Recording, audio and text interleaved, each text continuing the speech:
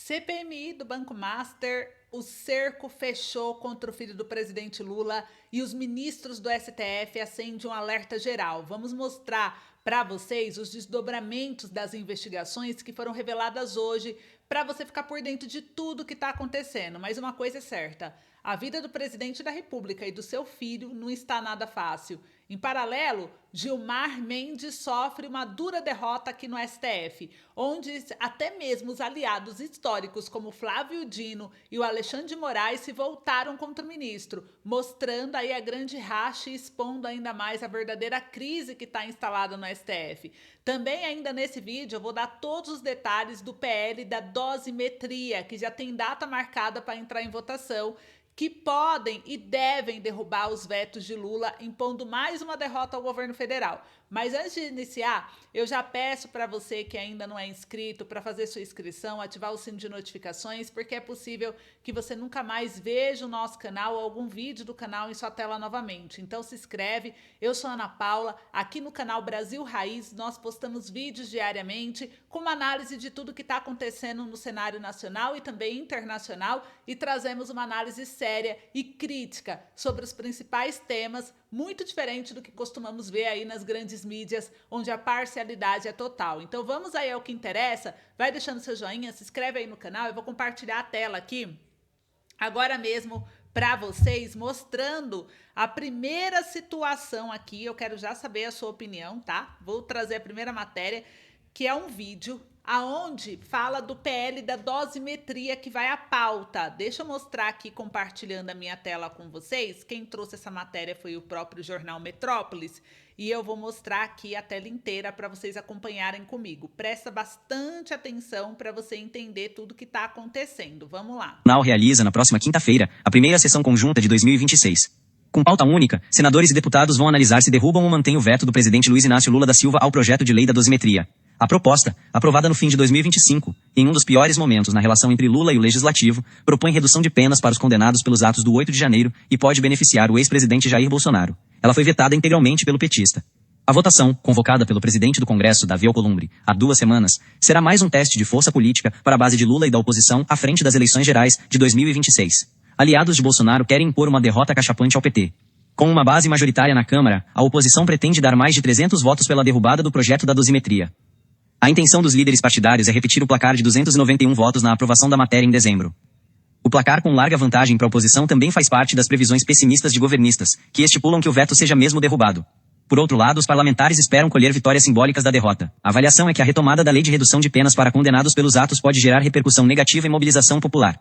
Eles citam como exemplo a reação nas redes com hashtags como Congresso Inimigo do Povo, registrada em 2025 durante a tramitação da proposta de emenda à Constituição da blindagem. A PEC da blindagem previa restringir a atuação da Corte, ao exigir autorização prévia do Congresso para processar parlamentares e ampliar proteções, como foro privilegiado. Foi derrubada quando chegou ao Senado. Entre governistas, a avaliação é de que Lula já fez sua parte ao vetar o trecho sobre a dosimetria das penas, em um gesto com forte apelo simbólico ao marcar a decisão em 8 de janeiro deste ano, data em que os ataques completaram 3 anos. Aliados de Lula também levantam a possibilidade de protocolar ações no Supremo Tribunal Federal para tentar barrar novamente o texto, dando a palavra final ao plenário da Corte, que já está em rota de colisão com o Congresso.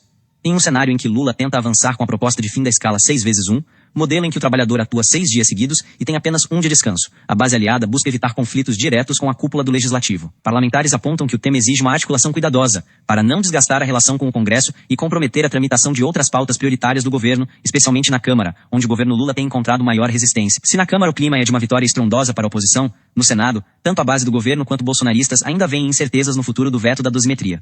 Isso se dá porque, na Casa, o governo Lula tem mais espaço de manobra para tentar manter o veto ao projeto, que foi aprovado em dezembro por 48 votos. Para a derrubada, é necessário que a maioria absoluta das 2 casas rejeite o veto presidencial.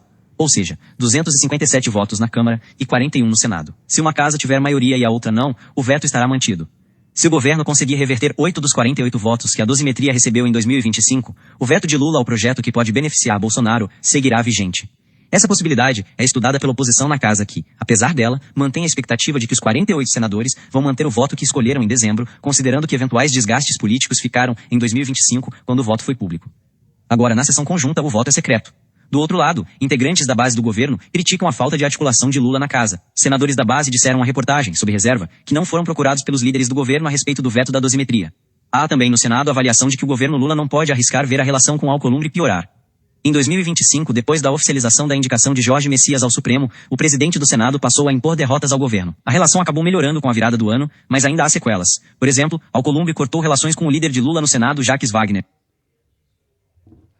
Pessoal, vocês viram aí, né? Eu quero saber de vocês o que vocês acharam a respeito dessa informação. Então já tem data para acontecer, né? Ele vai à pauta agora dia 30 de abril. Os vetos de Lula podem ser derrubados e a redução das penas dos condenados do dia 8 de janeiro. Vocês apoiam a derrubada do veto do Lula ou não? Conta para mim aqui nos comentários. Enquanto você comenta, eu vou trazer uma outra matéria que saiu no jornal Poder 360, onde mostra que 10 dos 12 pré-candidatos à presidência já se manifestaram contra o STF. Nessa parte aqui, gente, a gente fala para vocês que, conforme essa matéria, o STF, ele tá em maus lençóis, né? Porque a maioria dos políticos estão contra eles. Então, dependendo de quem ganhar, a gente vê que virão aí, que a maior parte da população já está também revoltado com muitas decisões autoritárias que o STF vem apresentando, e isso pode fazer com que o futuro dos ministros atuais do STF sejam modificados, né? Precisa ter um STF, precisa ter a democracia, mas precisa ter a transparência. O povo está cansado da falta de transparência. Olha só a matéria.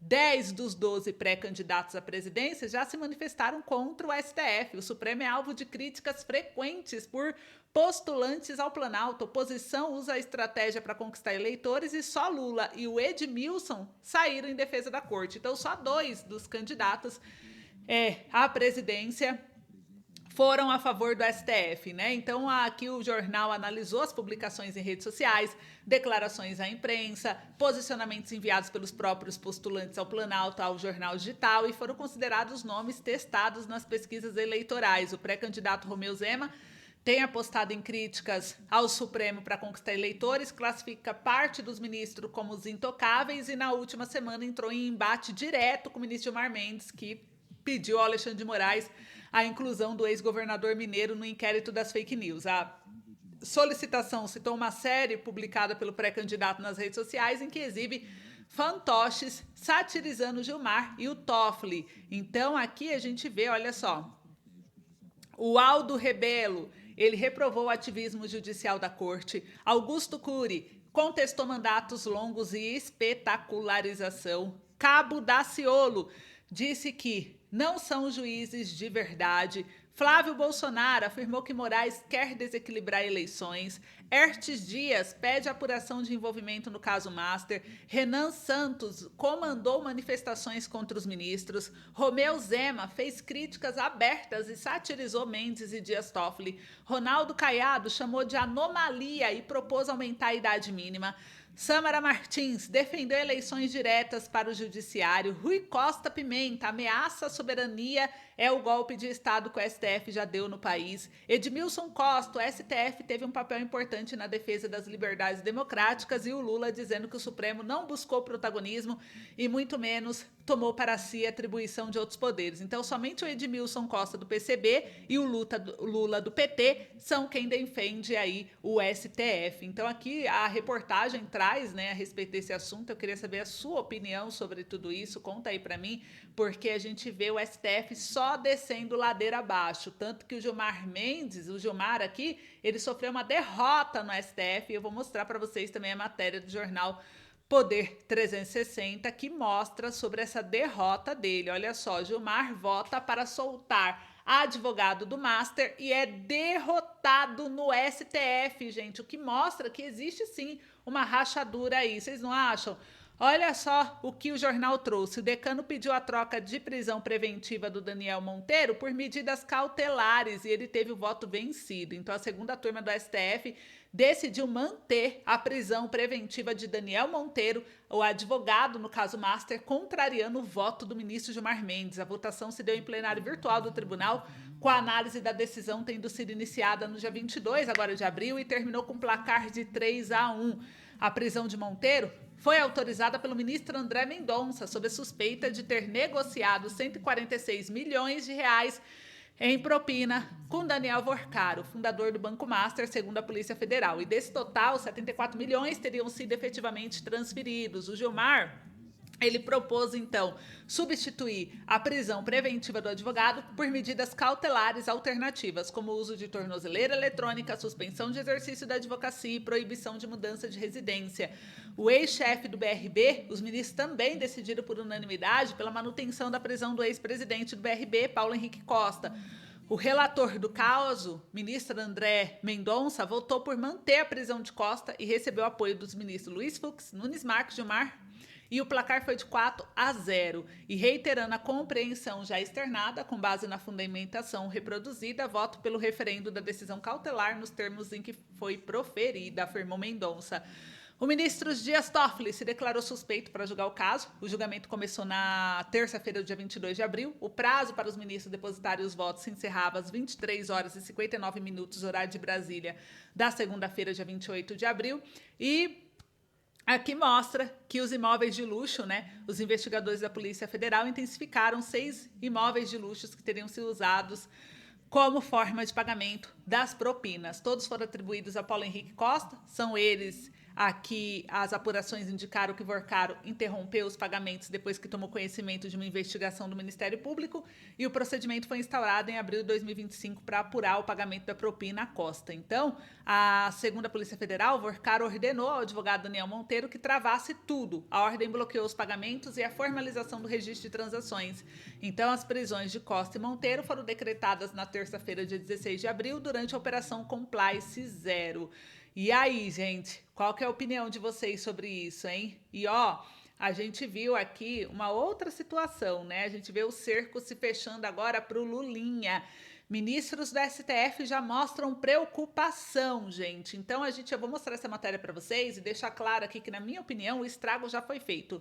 Todos viram que o STF faz blindagens, não investigar a coisa deixa tudo muito pior, e tanto para Lula quanto para Moraes, principalmente. Vocês pensam assim ou vocês pensam diferente? Olha só essa matéria que saiu na revista Veja, e eu vou compartilhar aqui a tela rapidinho com vocês, que mostra que os ministros do STF estão preocupados com investigações que miram Lulinha. Esse encontro reservado, magistrados falam em contaminação política e culpam delegados da Polícia Federal. Então, críticas ácidas ao ministro André Mendonça permearam um jantar reservado no início do mês entre 4 ministros do STF e o presidente do Senado, Davi Alcolumbre. É o relator dos 2 inquéritos mais turbulentos do ano, que é os escândalos do INSS e do Banco Master. Os colegas de toga levantaram uma suspeita, a de que as investigações que atingem Fábio Luiz Lula da Silva Lulinha haviam sido contaminadas pelo suposto ímpeto de auxiliares do magistrado que alvejaram o presidente.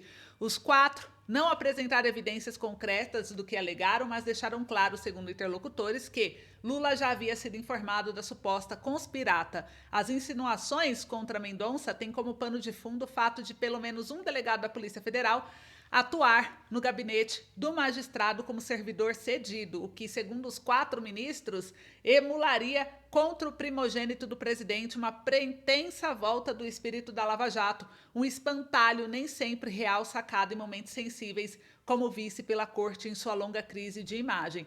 E, de acordo com os relatos colhidos pela Veja, os ministros estão convencidos de que haveria um viés ideológico na condução das apurações sobre o escândalo do INSS, no qual Lulinha é citado. Como se sabe, a defesa de Fábio Luiz procurou André Mendonça para colocá-lo à disposição para eventuais depoimentos, o que ainda não ocorreu. E na tentativa de cerco a Lulinha, a antiga CPMI do INSS ouviu um executivo que relatou que o empresário Antônio Camilo Tunes, o careca do INSS, teria sim repassado por meio de lobistas 5 milhões de reais ao Fábio Luiz Lula da Silva para que ele lhe abrisse portas no governo. Então o Edson Claro, que é a testemunha, não apresentou provas do negócio, mas com o avanço das investigações, o ministro André Mendonça determinou em janeiro a quebra de sigilo bancário, fiscal e telemáticos do filho do presidente. Na sequência, a comissão de inquérito aprovou a suspensão do sigilo, então não deixou investigar ele. Começaram a acessar os dados quando o ministro Flávio Dino anulou as quebras sob a alegação de que a votação ocorrida no colegiado em bloco era inconstitucional. E, segundo o magistrado, como autoridades judiciais, as CPIs precisam adotar fundamentos claros antes de proceder com medidas tão invasivas como a quebra de sigilos de investigados, o que não ocorreu no caso concreto. Então, o estrago já foi feito, né, gente? Aqui mostra a respeito dessa matéria. Aqui, conforme mostrou a Veja, desde o ano passado, os ministros do Supremo têm reclamado sobre reserva de grupos da Polícia Federal alocados em gabinetes do tribunal que poderiam influenciar os juízes em decisões com forte impacto na classe política, como o caso do INSS. Entre integrantes do tribunal, há a avaliação de que a presença de policiais no STF serviria não só para analisar dados sensíveis de investigados em cursos, como quebras de sigilos de investigado, mas para supostamente tentar influenciar os juízes sobre medidas judiciais mais extremas, como ordens de prisão. Então, nesse último caso, as insinuações dos magistrados respingam não só em Mendonça, mas também no ministro Alexandre de Moraes, que colocou em seu gabinete o delegado Fábio Schor, investigador à frente do inquérito da trama golpista. Então eu quero saber de vocês o que vocês acham. Para mim o estrago já está feito e eu quero saber de vocês a sua opinião. Então é isso, eu espero vocês no próximo boletim. Um beijo e até logo!